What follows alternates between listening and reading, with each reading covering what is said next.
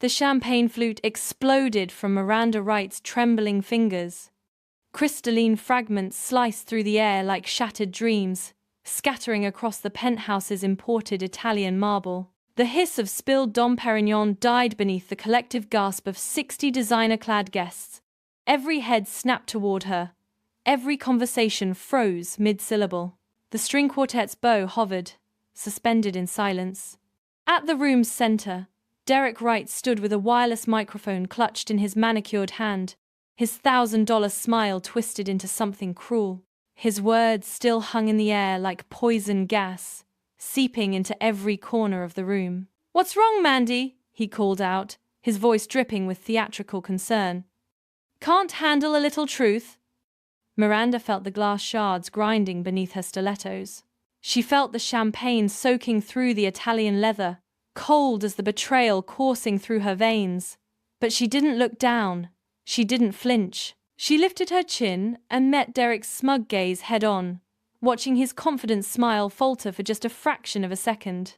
Behind him, their parents stood like proud statues, Victoria in her Chanel suit, Harold in his bespoke Italian blazer, both beaming at their golden son as if he'd just cured cancer instead of publicly eviscerating his own sister. "Actually," Miranda said, her voice cutting through the silence like surgical steel, "I can handle it just fine." She paused. "Let the words settle. Let them watch her. But this is the last time any of you will ever see me handle anything for this family." Steady feet moved. Heart detonated. She walked. The crowd parted like the Red Sea, designer gowns rustling, expensive cologne and perfume clouding the air she refused to breathe. "Miranda!" Her mother's voice cracked like a whip across the room. "Don't you dare make a scene at your brother's celebration! Get back here this instant!" Miranda's hand closed around the cold brass of the door handle. She didn't turn around. She didn't hesitate.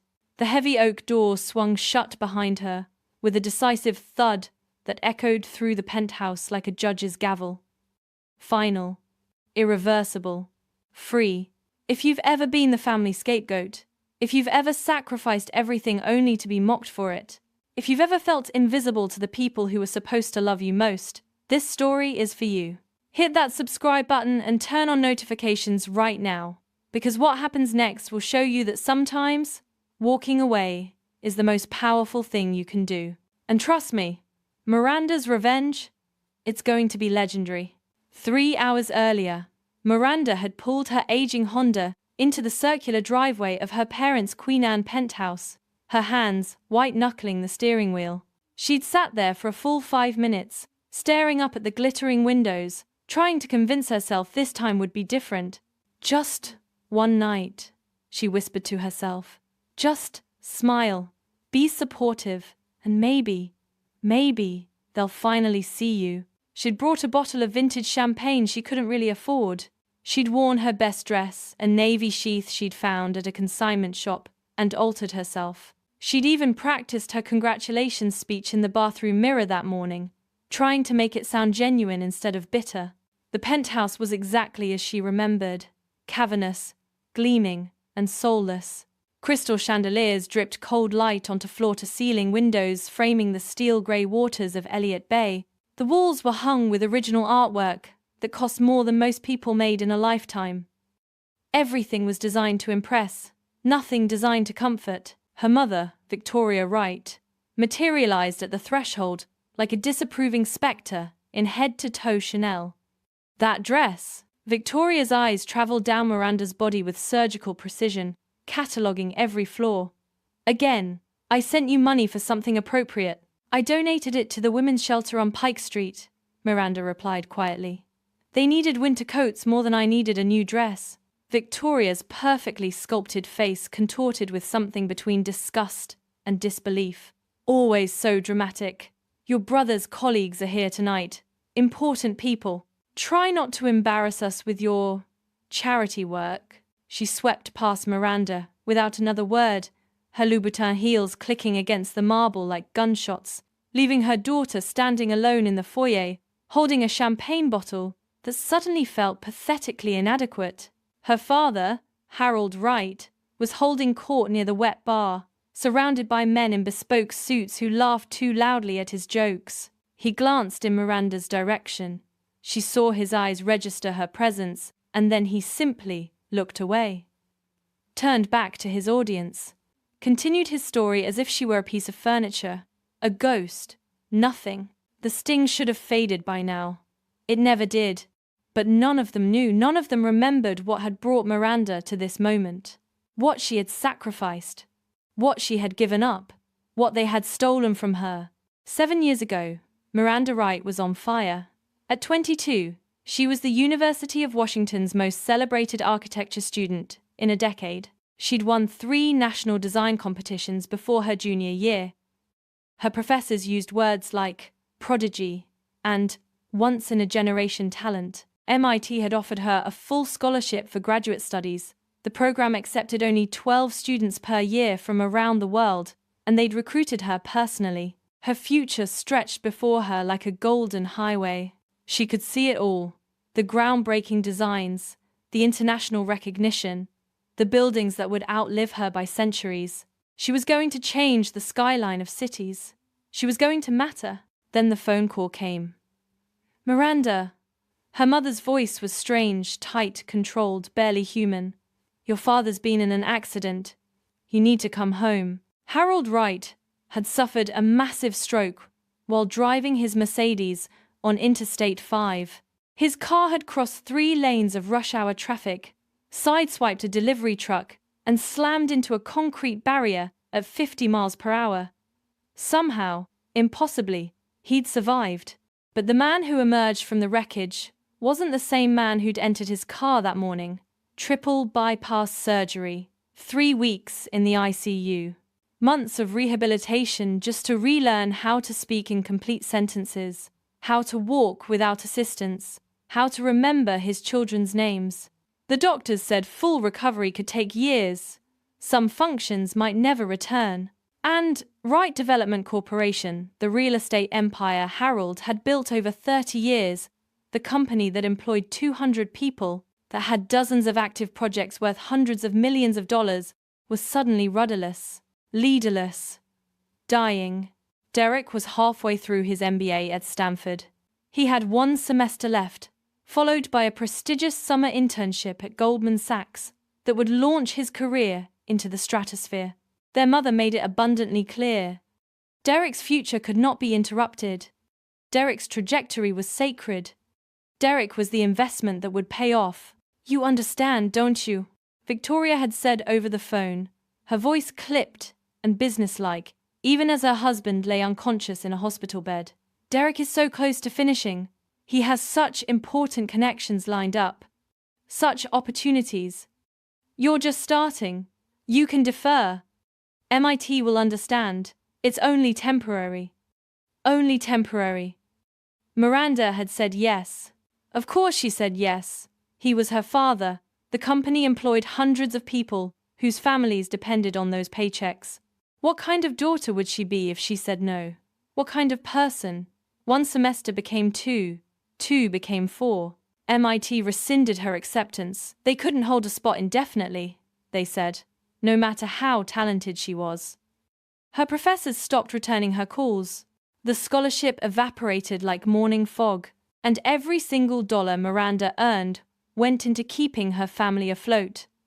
She worked 3 jobs simultaneously.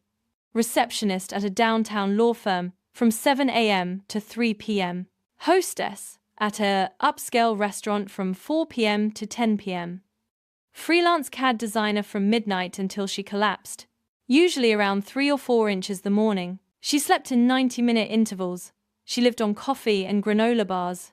She forgot what weekends felt like, but she also learned the real estate business from the ground up, because she had no choice. She negotiated with hostile bankers who smelled blood in the water. She placated nervous investors who threatened to pull their money. She managed construction crews twice her age who didn't want to take orders from a little girl. She did it all while her father slowly, painfully relearned how to be human. She saved Wright Development Corporation. She saved her father's legacy. She saved everything. Derek graduated with honors. He spent a year at Goldman Sachs, making connections and building his resume. Then he returned to Seattle like a conquering hero, ready to claim his rightful throne at the family company. By then, Miranda had stabilized everything. The company was profitable again. The investors were calm. The bankers were satisfied. She'd done it, against all odds, with no experience and no support. She'd held the entire operation together with nothing but determination, intelligence, and sheer exhaustion. But Derek walked in like he'd saved it himself. Within a month, everyone seemed to forget that Miranda existed. Miranda was just keeping things warm, she overheard Derek telling a board member at a company function. He didn't know she was standing just around the corner, holding a stack of financial reports she'd spent all night preparing. She's sweet, but she didn't really understand the business. Now that I'm here, we can actually start growing again. The board member had nodded sagely. Her parents, standing nearby, had nodded too. Nobody corrected him. Nobody mentioned the 18-hour days. Nobody remembered the 3 jobs, the sleepless nights, the years Miranda had sacrificed. It was as if those years had simply evaporated, as if she had never mattered at all. Over the next 3 years, Miranda was systematically erased from the company she'd saved. Derek got the corner office with the panoramic view. Miranda got a cramped desk near the copy room that smelled like toner and broken dreams. Derek got the executive vice president title. Miranda got administrative assistant. Derek got raises, bonuses, stock options. Miranda got a salary that hadn't increased since her first year, a salary that was literally less than what Derek spent on his monthly car payment. Every time she brought up her contributions, her concerns, her ideas, they were dismissed. Let's let Derek handle that. That's not really your area, sweetheart. Why don't you focus on the filing? 6 months ago, Miranda had finally snapped. She'd walked into her father's office, the office she used to run the company from, and told him she was leaving. She was going to start her own architectural design consultancy. She was going to finally pursue the dreams she'd abandoned to save his company. Harold had barely looked up from his computer. That's nice, sweetheart. Good luck with your little project. Her mother called it a phase. Derek called it a tantrum. Her relatives called it sad. Nobody called it what it actually was. Survival. Now, standing in the penthouse surrounded by Derek's colleagues and family sycophants, Miranda watched her brother accept congratulations for a vice presidency he'd never truly earned. She'd positioned herself near the kitchen, hoping to stay invisible, counting the minutes until she could leave without causing a scene. But Derek had spotted her. She'd positioned herself near the kitchen, hoping to stay invisible, counting the minutes until she could leave without causing a scene. But Derek had spotted her. Of course he had. He couldn't resist. "Let me introduce my little sister," Derek announced, his amplified voice silencing the room. He was grinning, that wolfish, predatory grin that meant he was about to enjoy himself at someone else's expense. "Everyone, this is Miranda." 60 pairs of eyes turned to look at her. Miranda felt her cheeks flush, her pulse quicken. "Miranda used to work at the company," Derek continued, savoring each word like fine wine. "But she couldn't handle the pressure, couldn't keep up with the big boys." He laughed, inviting the room to laugh with him. "Now she draws little pictures in her apartment and calls it a career. Some people just aren't cut out for success, you know." The room erupted. Not polite chuckles. Not uncomfortable titters. Real, genuine, belly-deep laughter. Her mother covered her mouth with a jeweled hand, shoulders shaking with amusement. Her father raised his Scotch glass in Derek's direction, eyes twinkling with pride. Her Aunt Carol was cackling. Her cousin Emma was snickering behind her phone, probably recording the whole thing. Derek's business associates were guffawing like they'd just heard the funniest joke of the century. Everyone was laughing at her. Everyone. Miranda felt every eye on her body. She felt the heat crawling up her neck, the tightness constricting her throat. Her hands trembled violently around the stem of her champagne flute. And then something inside her shifted. It wasn't a snap. It wasn't a break. It was more like a release. like a door she'd been holding shut with all her strength finally swinging open. The champagne glass slipped from her fingers. It wasn't dramatic. It wasn't intentional. It was simply the moment when she stopped holding on. The crystal shattered. The room gasped. Derek's smile flickered with confusion. "What's wrong, Mandy?" he called out, already recovering his composure. "Can't handle a little truth?" Miranda looked at her brother. She looked at her parents. She looked at every single person in that room who had watched her sacrifice everything, who had benefited from her labor, who had then dismissed her as worthless. "Actually," she said, her voice carrying clearly through the stunned silence, "I can handle it just fine. But this is the last time any of you will ever see me handle anything for this family." She walked out. The door slammed behind her like a period at the end of a sentence. Finished. The drive back to her apartment was a blur of rain-slicked streets and blurred taillights. Seattle's famous drizzle had become a downpour, as if the sky itself was crying the tears Miranda couldn't yet release. Her phone erupted before she'd even left the neighborhood. Text after text after text, each notification like a tiny knife. From Mom. "How dare you embarrass us like that? Get back here, right now." From Mom. "This behavior is completely unacceptable. Your father is furious." From Derek. "It was just a joke, Mandy. God, stop being so sensitive. You're ruining my night." From Dad. "Your mother is very upset. You owe us all an apology." From Aunt Carol. "Family is family, Miranda. You don't walk out on family." From Cousin Emma. "Oh my God, that was so awkward. Why are you like this?"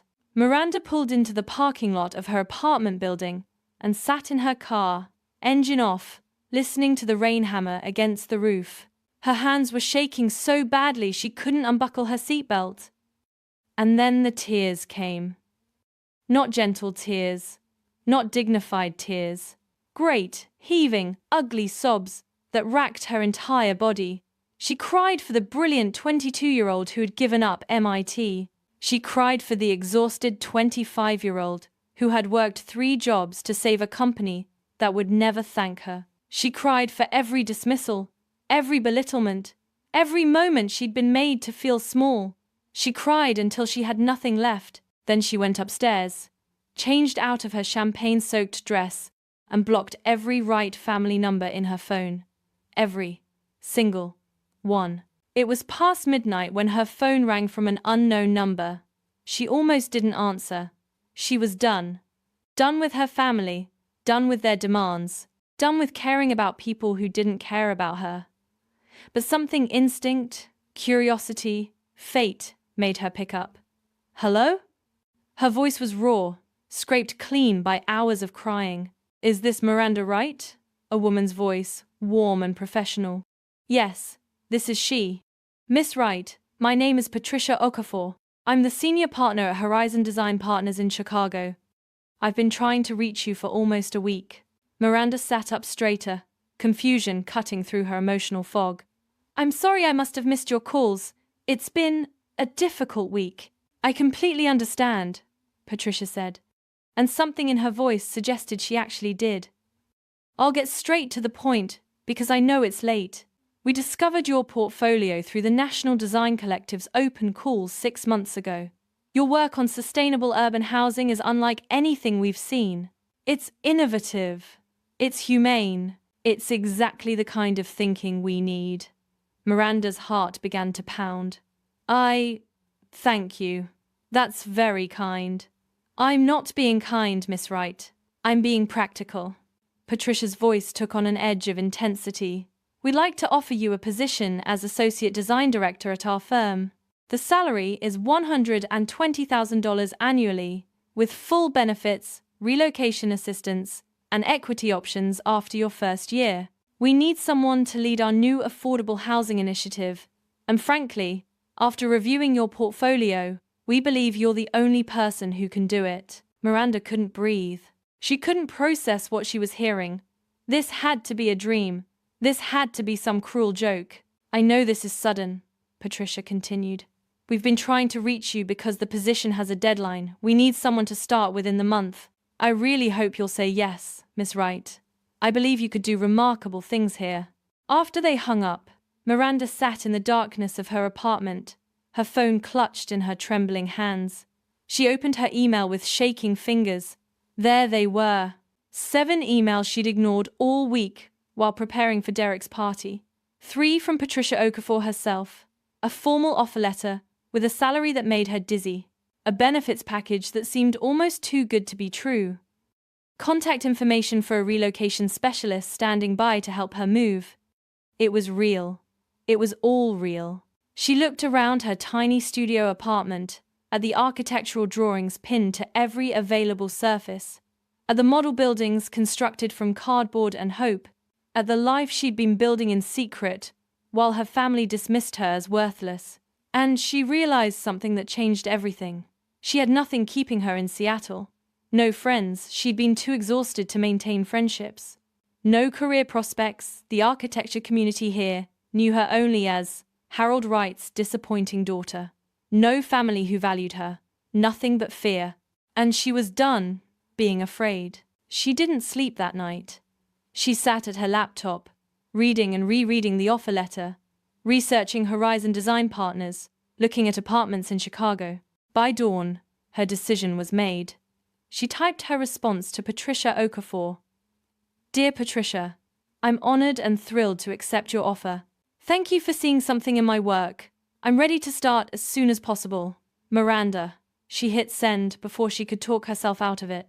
The next 2 weeks passed in a whirlwind of boxes and goodbyes. Miranda gave notice on her apartment. She packed her entire life into cardboard boxes. It all fit into her Honda with room to spare. Clothes, books, computer equipment, architectural models she couldn't bear to throw away. 29 years of existence compressed into the back of an aging Japanese sedan. Not once did her family reach out with an apology. They texted demands. They left angry voicemails. They told her she was being childish, that she needed to apologize, that she was tearing the family apart. But not once did anyone say, "We're sorry for what Derek said." Not once did anyone acknowledge that maybe, just maybe, she had a right to be hurt.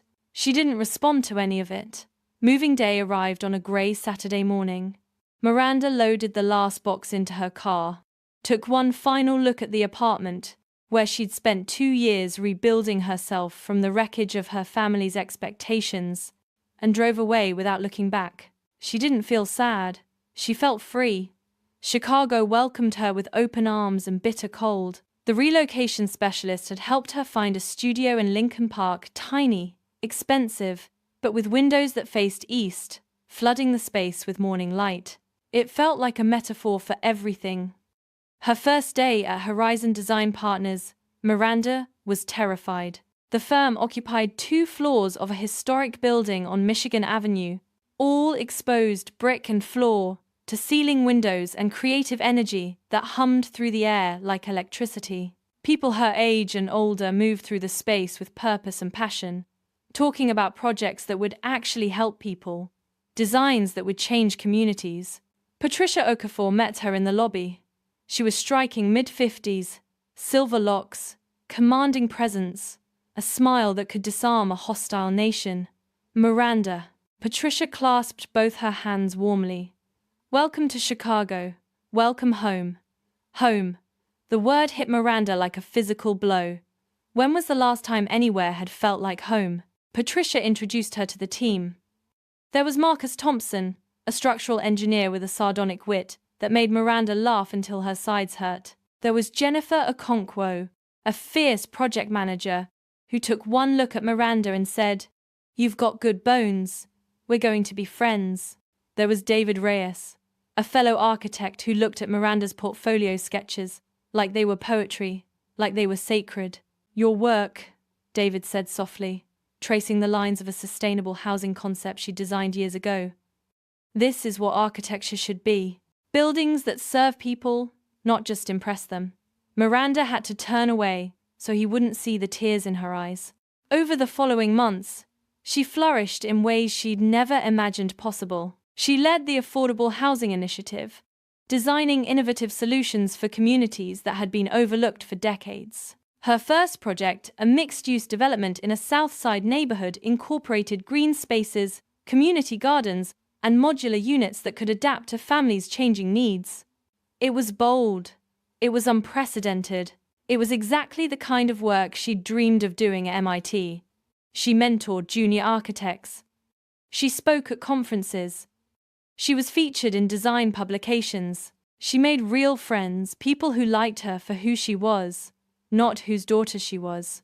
For the first time in her adult life, Miranda Wright was happy. If you're enjoying this story so far, hit that like button, it really helps the channel. And drop a comment telling me, have you ever had to walk away from toxic family to find yourself? What happened next? 5 months into her new life, Miranda received an unexpected LinkedIn message that would change everything. Hi Miranda, my name is Samantha Wright. I work with your brother at Wright Development. There's something important you need to know. Can we talk? Miranda stared at the message for a long time. Part of her wanted to ignore it to keep Derek and everyone connected to him firmly in the past where they belonged. But curiosity won out. They scheduled a video call for the following Saturday. Samantha was around 30, with sharp dark eyes and a no-nonsense demeanor that suggested she didn't waste time on drama. I'm going to be direct, Samantha said, because I think you deserve directness. About 18 months ago, your brother asked you to help with some design work, right? Preliminary sketches for a mixed-use development proposal? Miranda's stomach dropped. She remembered. Derek had called her out of the blue, unusually friendly, saying he needed help visualizing a concept for a major client pitch. Could she do some quick sketches? It would only take a few hours. It was a chance to contribute, he'd said. A chance to show what she could do. She'd spent an entire weekend on those drawings, not a few hours, days. She'd poured her heart into them, desperate to prove her worth, hoping it might finally bridge the gap between her and her brother. Derek told the board he designed those sketches himself, Samantha said flatly. He presented them as his own work during the pitch. That proposal won a $70 million contract. It was one of the biggest deals in company history, and it was a major factor in his promotion to VP. The blood drained from Miranda's face. How do you know this? Because I found the original files on a shared drive, Samantha said. The metadata shows they were created months before Derek claimed to have made them. The original file properties which he thought he'd deleted still contained your name as the creator. I also recognized your style from your online portfolio. The work is unmistakably yours. She shared her screen. Screenshots. Email chains, file properties, timestamps, a paper trail that proved beyond any doubt that Derek had stolen Miranda's work and used it to build his career. He mocked you at his promotion party, Samantha said quietly. He called you a failure, and he got that promotion partly because of your talent. I thought you should know. Why are you telling me this? Miranda whispered. Because Derek takes credit for everyone's work, Samantha replied, her jaw tight. He's done it to me. He's done it to others. I'm tired of watching him climb on other people's backs. And because what he did to you wasn't just unprofessional, it was theft. You deserve to know. Miranda saved every piece of evidence Samantha sent her, but she didn't act on it. Not yet. She was building something real in Chicago. Something that had nothing to do with Derek or revenge. She wasn't going to let him drag her backward. But she kept the files. Just in case. Winter melted into spring. Miranda's affordable housing project won praise from city officials and community advocates alike. She was promoted to senior design director with a salary of $150,000 more than she'd ever imagined making. And then, just when she'd almost forgotten her old life existed, her phone rang from an unknown Seattle number. Miranda. Her mother's voice was clipped. Businesslike, exactly the same tone she'd used 8 months ago. I'm calling about Derek's 40th birthday next month. We're throwing a celebration and we need everyone to contribute financially. $300 per family member. No hello, no how are you. No acknowledgement of 8 months of silence. Just a demand for money. Hello to you too, Mother, Miranda said calmly. Don't be childish. Family is family. We expect your contribution by end of week. No. Silence. Victoria Wright was not accustomed to that word. "Excuse me?" I said no. "I'm not contributing $300 to a party for someone who publicly humiliated me and stole my work." "Stole your—" Victoria's voice sharpened. "What are you talking about? Ask Derek about the Richardson project. Ask him who really designed those sketches that won him his promotion. Then call me back." She hung up before her mother could respond. The texts flooded in within minutes. From Derek, "What lies are you spreading about me?" From Mom, "You need psychiatric help. These delusions are concerning." From Dad, "Your mother is very upset. This behavior is unacceptable." From Aunt Carol, "Your mother told me what you said. Jealousy is an ugly trait, Miranda." Miranda blocked them all, every single number. Then she made a cup of tea, sat by her window overlooking Lincoln Park, and smiled. Let them think she was crazy. Let them convince themselves she was lying. The truth would come out eventually. It always did. In June, Miranda got the news that would change everything. Her affordable housing project had been nominated for the National Design Excellence Award, one of the highest honors in American architecture. The ceremony would be held in September at Lincoln Center in New York City. Patricia called an all-hands meeting to announce it. "This nomination is a testament to everything Miranda represents," Patricia told the gathered team. "Her vision, her dedication, her absolute refusal to compromise on what matters. We are incredibly proud." The applause washed over Miranda like warm water. These people, her colleagues, her friends, her chosen family, were genuinely celebrating her. There was no mockery hiding beneath their smiles, no resentment behind their congratulations. This was what support was supposed to feel like. The award ceremony fell on a crisp September evening in Manhattan. Miranda wore a burgundy gown that made her feel like a warrior queen. Patricia sat beside her, beaming with pride. Marcus, Jennifer, and David had all flown in to support her. When they announced her name as the winner, Miranda walked to the stage on legs that didn't feel like her own. The trophy was heavy in her hands, real, solid, undeniable. She looked out at the audience. Hundreds of architects and designers and industry leaders gathered to celebrate excellence, and not a single member of her family among them. "Thank you," she said, her voice clear and strong. "7 years ago, I gave up everything to help my family. I walked away from my education, my dreams, my future. I worked 3 jobs to save a company that never thanked me. And when the crisis passed, they forgot what I'd sacrificed. They dismissed me. They mocked me. They told me I wasn't cut out for success." The room was utterly silent. "But walking away from people who don't value you isn't failure," Miranda continued, her voice rising. "It's survival. It's the first step toward building something extraordinary, something that's truly yours." She lifted the trophy high. "This award belongs to everyone who ever chose themselves, who ever walked away from toxicity, who ever refused to shrink so others could feel tall. Your worth is not up for debate. It never was." The applause was thunderous. Standing ovation, tears in the audience, her chosen family cheering like they'd won the Super Bowl. Miranda had never felt more powerful in her life. 3 days later, her speech went viral. Architectural Record ran a feature article with her full story: the sacrifice, the dismissal, the triumph.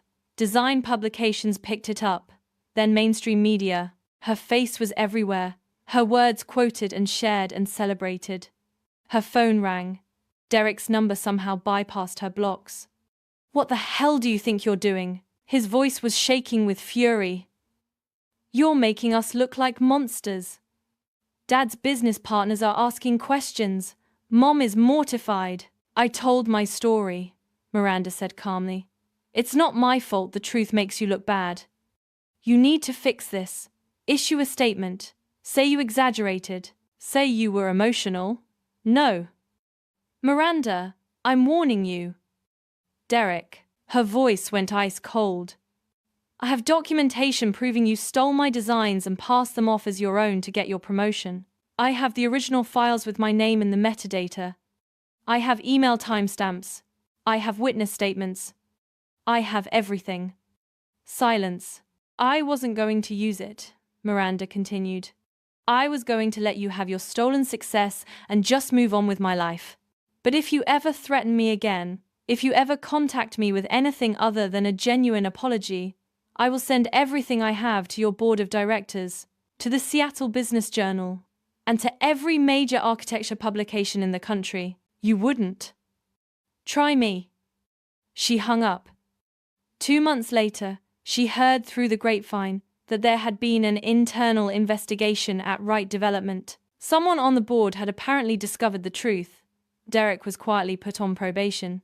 The official story was restructuring, but everyone in Seattle's business community knew something had happened.